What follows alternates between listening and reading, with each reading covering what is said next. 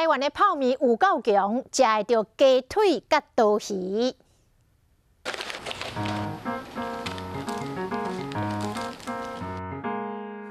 只要3分钟，这好食的棒棒腿，也是讲这半尾散吧，一碗泡面都会当互你食甲真满足。这个的话，老人家、小朋友带着因为它这个里面的我们的话，它都是都可以。地属泡面手接市场，一碗计售将近60，主打方便快速，而且还有营养。可以吃到有东西的感觉，这样其实有点类似吃泡面配罐头的感觉，那它是帮你组合在一起的，因为你有时候自己开一个罐头，你吃不完。